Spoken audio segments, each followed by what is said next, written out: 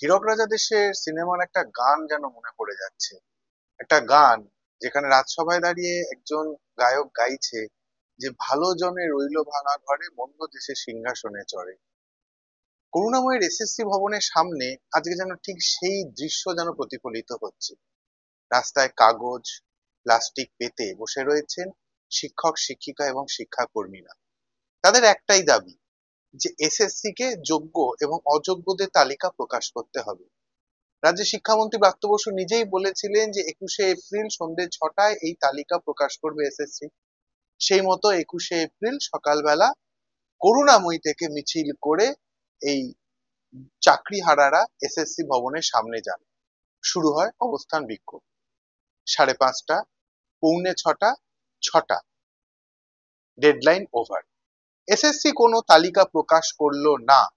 রাত যত বেড়েছে তত বিক্ষোভ বেড়েছে, ক্ষোভ বেড়েছে, অবস্থানে মানুষের সংখ্যা বাড়তে শুরু করেছে। স্লোগান উঠেছে চোর, স্লোগান উঠেছে চাকরি চুরি করেছে এসএসসি এবং রাজ্য সরকার।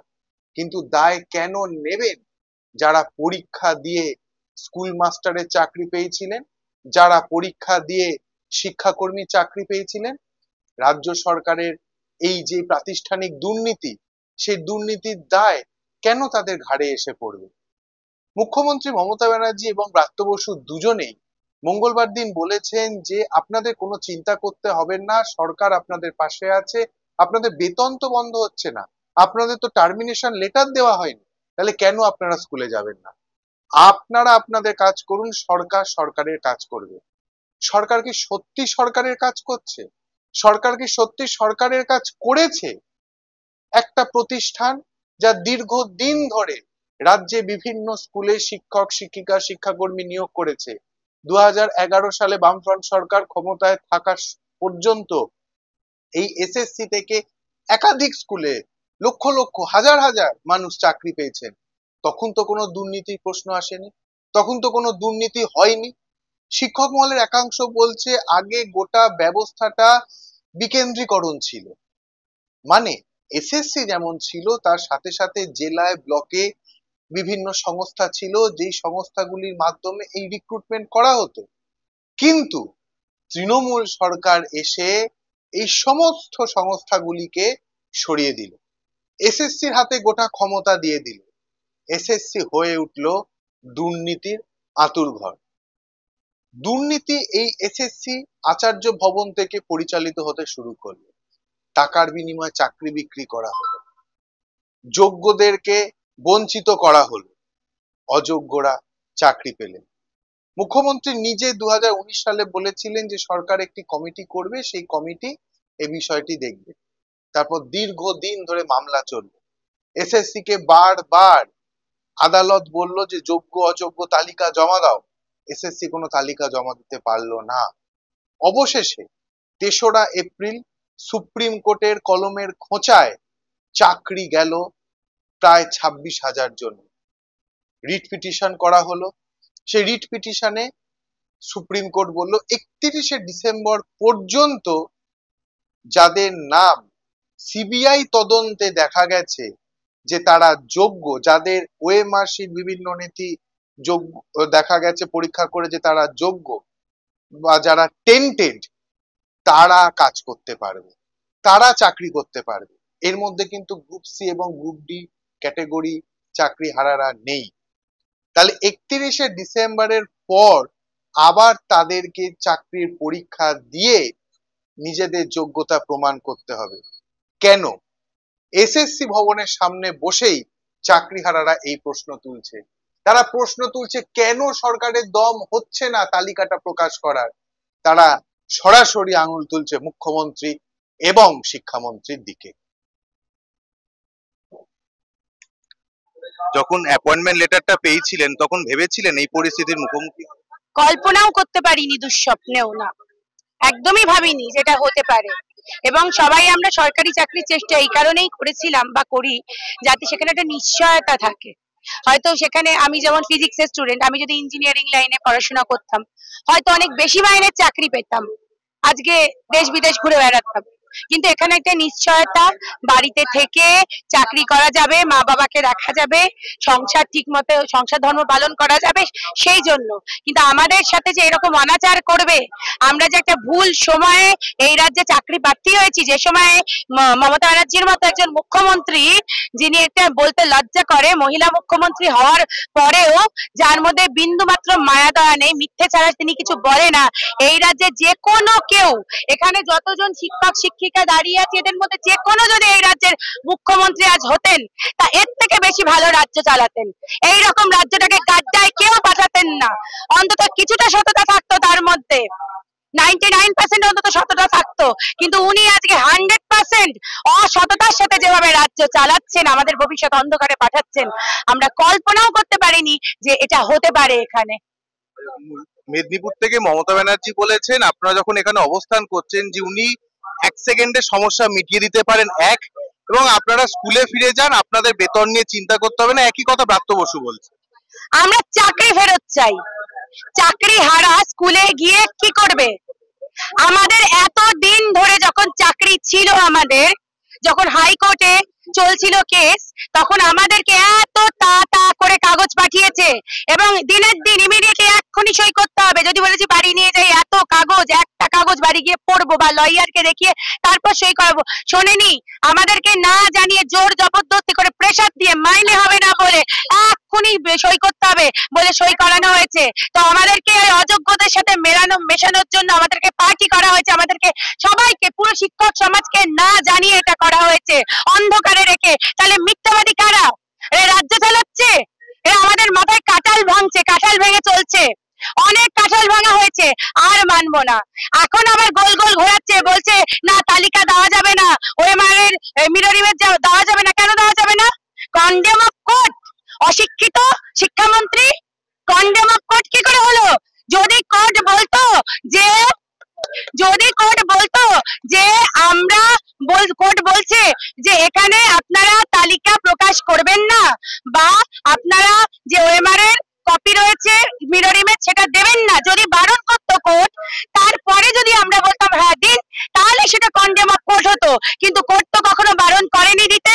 স্বচ্ছতার জন্য ওনাদের উচিত দেওয়া, এবং দিলে তবেই একমাত্র আমরা প্রপারলি, আমাদের হাতে সময় নেই, সামনের 2 তারিখে 30 দিন হয়ে যাবে, আমাদের রিভিশন পিটিশন করার সময় চলে যাচ্ছে, এবং আমাদের সময় রিভিউ পিটিশন করার জন্য আমাদের সময় চলে যাচ্ছে, এবং ইচ্ছা করে বুঝে ওনারা আমাদের সময় টাইম কিল করছে, যাতে আমরা রিভিউ পিটিশন করতে না পারি, লুপহোলস গুলো না ধরতে পারি, যাতে আমরা আমাদের পক্ষ রাখতে না পারি।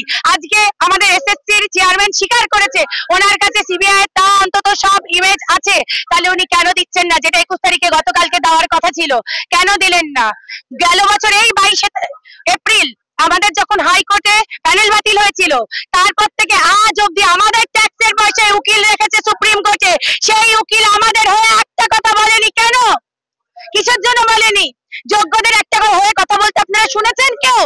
কেউ শোনেনি। তা আমরা আজকে নিজেদের লড়াই এবার নিজেরা লড়ে নেব, বুঝে নেব, কারণ অনেক হয়েছে। শুধু আমাদের মিরর ইমেজটা দিয়ে দেওয়া হোক, আর তার সাথে 22 লক্ষের টোটাল মিরর ইমেজ দিতে হবে, আর তার সাথে দিতে হবে আমাদের যা কিছু মার্কস গুলো আছে ভাগ ভাগ করে দিতে হবে প্রপারলি, যোগ্য অযোগ্যের লিস্ট দিতে হবে, সার্টিফাই করে, যাতে যদি সেখানে যোগ্যদের মধ্যে আবার কিছু অযোগ্য থাকে, তার জন্য শুধু এসএসসি আর এই সরকার দোষী থাকবে, এবং চাকরি গেলে তাদের যাক। এই এসএসসি ভবন, এত বড় ভবনটা যাদের কাজ ছিল চাকরি দেওয়া সঠিকভাবে, তারা যখন সেই কাজটা করেনি, আজকে চাকরি কি তাদের যাওয়া উচিত ছিল না? এখানে গ্রুপ ডি থেকে শুরু করে একদম বড়বাবু অব্দি প্রত্যেকের, তৎকালীন যিনি এসএসসি চেয়ারম্যান ছিলেন, প্রত্যেকের তো চাকরি যাওয়া উচিত ছিল। তাদের কারো চাকরি গেছে? তাহলে আমাদের কেন চাকরি গেল? যিনি মুখ্যমন্ত্রী তার গেছে, শিক্ষামন্ত্রী গেছে, রাজ্যসভার গেছে, কারোর গেল না। তাহলে আমাদের কেন গেল? কারণ আমরা হচ্ছে খুব দুর্বল একটা মানে ভিকটিম, এমন আমরা যাদেরকে আক্রমণ করা সোজা, ঠিক আছে? মানে এটা ফিটেস্টের লড়াই চলছে, সারা পৃথিবীতেই চলছে। ফিটেস্ট যে সে উঠে আসবে, আমরা এখনো ফিটেস্ট হয়ে দেখাতে পারিনি, তাই আমাদেরকে আক্রমণ করা হয়েছে। এবার আমরা ফিটেস্ট হয়ে দেখাবো আক্রমণ করে। জঙ্গলের রুল যদি চলে, তাহলে আমরাও জঙ্গলের রুলই চালাবো। আজকে কথা ছিল স্কুলে ক্লাস নেওয়ার, যখন 16 সালে যখন অ্যাপয়েন্টমেন্ট লেটার পেয়েছিলেন তখন ভাবতে পেরেছিলেন এই পরিস্থিতির মুখোমুখি হতে হবে? আমরা এতটাই অসহায় যে জীবনে সারাটা জীবন পরিশ্রম করে 2016 সালে প্রথম আমরা এসএসসি দিয়েছিলাম এবং সেই এসএসসি তে পাস করার পর যখন স্কুলে প্রথম দিন জয়েন করেছিলাম তখন যে আনন্দটা হয়েছিল আমাদের মধ্যে, সেই আনন্দটা বলার ভাষা নেই। আর সেই 2019 সালের পর আজ 2025 সালে দীর্ঘ 6 বছর চাকরি করার পর হঠাৎ মানে মেঘ ভেঙে পড়ার মতো অবস্থায় আমাদেরকে রাস্তায় এসে নামানো হয়েছে। মানে কোনো মানুষই, সুস্থ স্বাভাবিক মানুষই এটা কল্পনা করতে পারে না যে এই দিনটা আমাদেরকে দেখতে হবে, যে রাস্তায় রাত্রি কাটাতে হবে। সবারই তো চোখে একটা স্বপ্ন থাকে, সেই স্বপ্ন নিয়ে সবাই পড়াশোনা করে যে জীবনে পড়াশোনা করে সফল হয়ে একটা চাকরি করব, চাকরি করে সুখে থাকবো আমরা জীবনে। কিন্তু আজ আমাদের জীবন থেকে সমস্ত কিছু কেড়ে নিয়ে আমাদেরকে রাস্তায় নামিয়ে দেওয়া হয়েছে। মুখ্যমন্ত্রী আজকে বলছে ওনার ওপর ভরসা রাখতে, শিক্ষামন্ত্রী আজকে স্পষ্ট করে সাংবাদিক সম্মেলন করে বলেছেন তালিকা প্রকাশ হবে না, আইনি ভাবে যা হওয়ার হবে। আমরা দীর্ঘ 1 বছর ধরে সরকারের উপরে ভরসা রেখেই চলেছি। হয়তো আমরা আন্দোলন করেছি, আমাদের দাবি দাওয়াগুলো সরকারকে জানিয়েছি, কিন্তু প্রতিটা ক্ষেত্রেই আমরা সরকারের উপরে ভরসা করে এসেছি। তাহলে ভরসা করার পর আমাদের কি হলো দেখুন, হাইকোর্টে আমাদের প্যানেল ক্যান্সেল হলো, সুপ্রিম কোর্টে গেল সেই কেস, সুপ্রিম কোর্টে গিয়েও প্যানেল ক্যান্সেল হলো। এখনো পর্যন্ত একটা জায়গাতে এসেই আটকে যাচ্ছে যে কারা যোগ্য কারা অযোগ্য এটা কমিশন আলাদা করতে পারছে না। এবার আপনারা বলুন যে পরীক্ষাটা নিয়েছে কে? কমিশন, রিক্রুটমেন্ট অথরিটি কমিশন, সমস্ত ডিটেলস কমিশনের কাছে থাকা উচিত। তাহলে কমিশন যদি না আলাদা করতে পারে তাহলে এই অযোগ্য কমিশন থাকার মানেটা কি? এত বড় বিল্ডিং, এত স্টাফ রাখার কি মানে?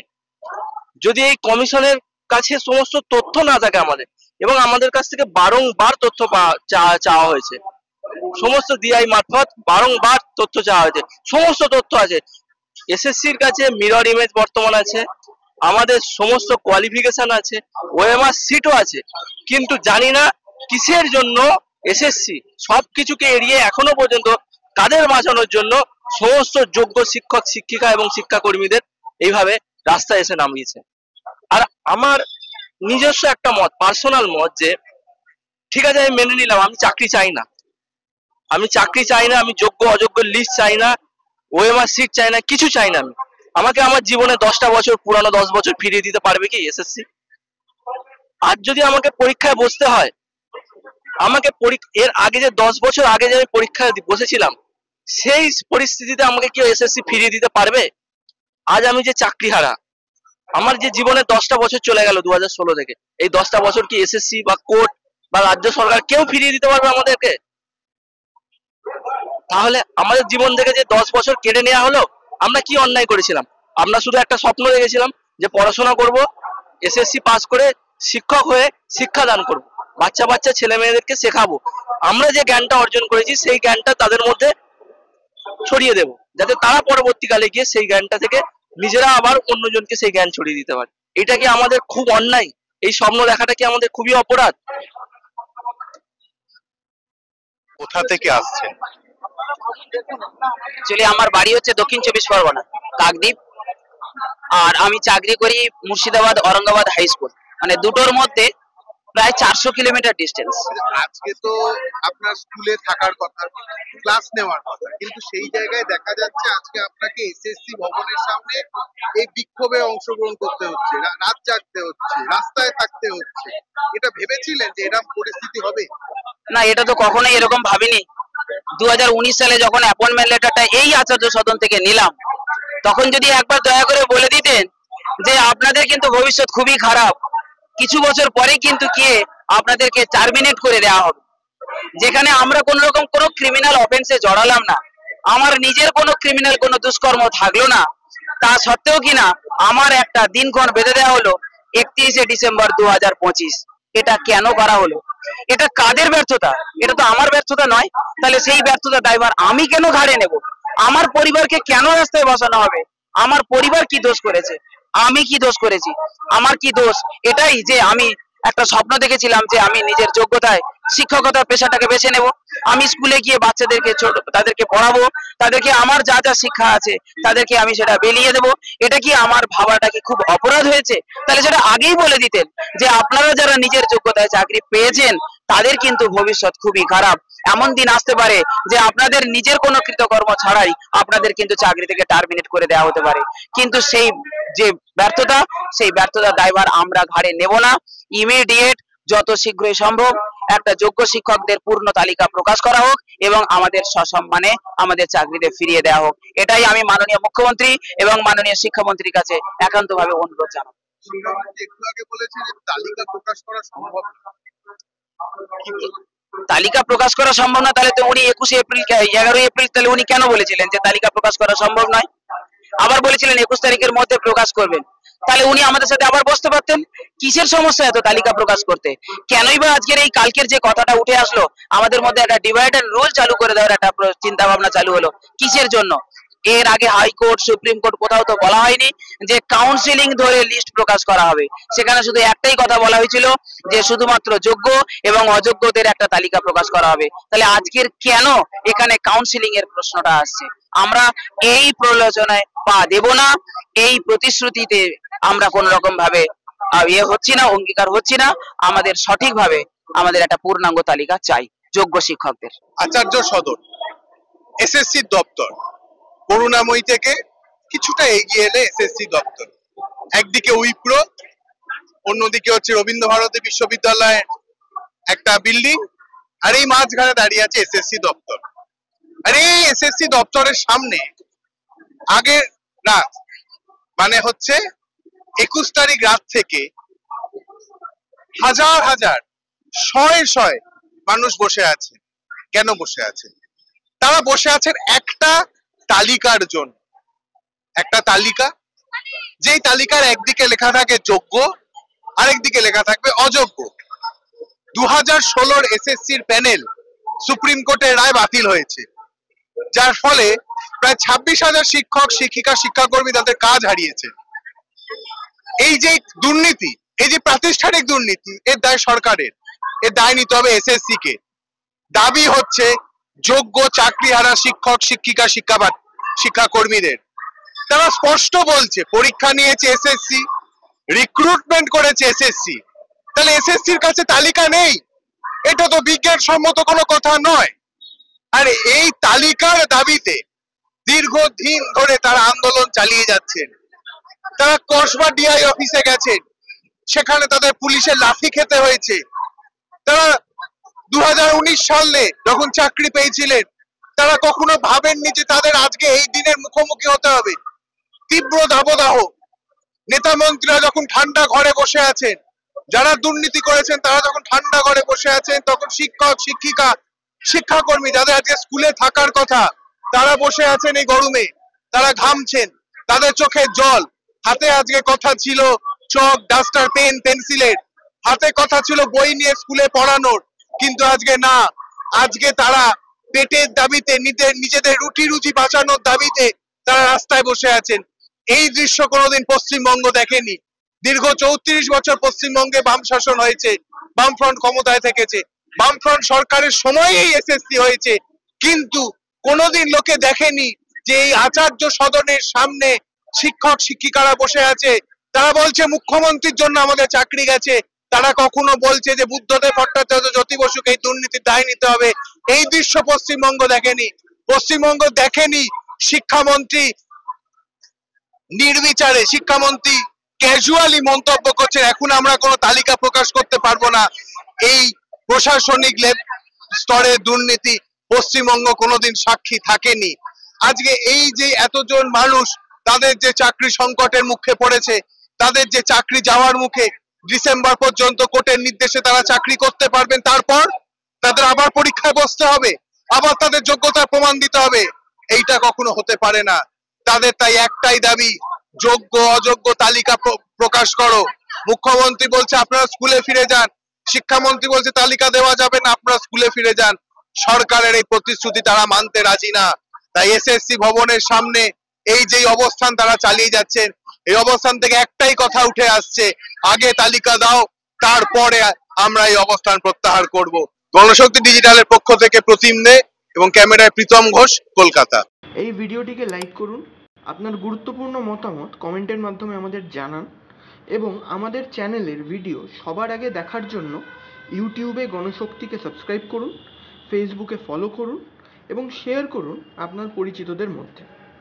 আমাদের চ্যানেলে আপলোড হওয়া ভিডিও নোটিফিকেশন পেতে বেল আইকনটি ক্লিক করতে ভুলবেন না।